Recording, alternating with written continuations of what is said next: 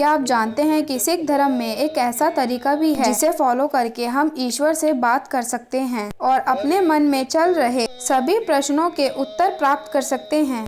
आज हम इस वीडियो में बताएंगे कि हुक्मनामा क्या है, उसे कैसे लिया जाता है और हुक्मनामा हमारे लिए क्यों ज़रूरी है। तो आइए सबसे पहले हम बात करते हैं कि हुक्मनामा क्या है। हुक्मनामा गुरुओं द्वारा मनुष्य को दिया गया एक शाही फरमान है, जिसे हम गुरुओं का हुक्म भी कह सकते हैं। सरल अर्थ में अगर हम बताएं तो अक्सर आपने गुरुद्वारों में देखा होगा, अरदास के बाद ग्रंथी साहिब फिर से श्री गुरु ग्रंथ साहिब जी खोल कर अंक पढ़ते हैं। उस समय पढ़े जाने वाला शब्द हुक्मनामा कहलाता है। हुक्मनामे को मुखवाक भी कहते हैं, क्योंकि श्री गुरु ग्रंथ साहिब जी में गुरुओं की मुख से निकली हुई वाणी इसमें दर्ज है।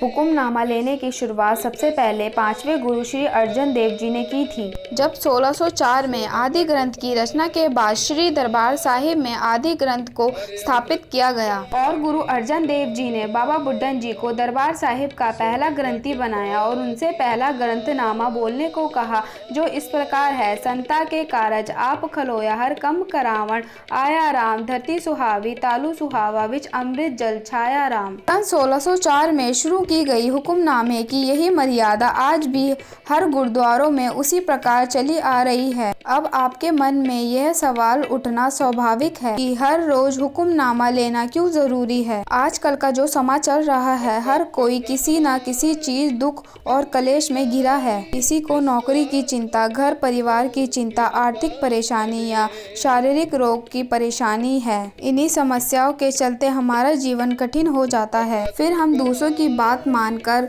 गलत तरीकों से अपनी परेशानी को हल करने में लग जाते हैं। गुरु जी द्वारा हुक्मनामा बख्शिश करने का उद्देश्य यह है, बल्कि इन परिस्थितियों के चलते हुक्मनामा लेना हमारे लिए और भी अधिक जरूरी है, ताकि हम गुरुओं के हुक्म में रहकर अपनी जिंदगी सही मायने से बेहतर बना सकें। अब हम आपको बताते हैं कि हुक्मनामा हमें कैसे लेना चाहिए। गुरुद्वारों में अरदास करने के बाद ग्रंथी साहिब हुक्मनामा लेते हैं। अगर आप हर रोज गुरुद्वारे नहीं जा सकते तो आप घर में रहकर भी हुक्मनामा ले सकते हैं। इसके लिए सबसे पहले आप वाहेगुरु जी के आगे अरदास करें और जो भी आपका प्रश्न है, कोई भी समस्या है, अपनी अरदास में बयान करें। उसके बाद गुटका साहिब अपने हाथ में लेकर रैंडम में कोई भी अंग निकालें। अपने लेफ्ट साइड से शब्द पढ़ें। अगर कोई भी शब्द पिछले अंग से शुरू हो रहा है तो पिछले अंग से ही पढ़ना शुरू करें, जब तक वह पूरा शब्द समाप्त नहीं होता, यानी जब पूर्ण विराम आ जाए तो समझ लेना हुक्मनामा वहीं तक गुरु जी ने बख्शिश किया है।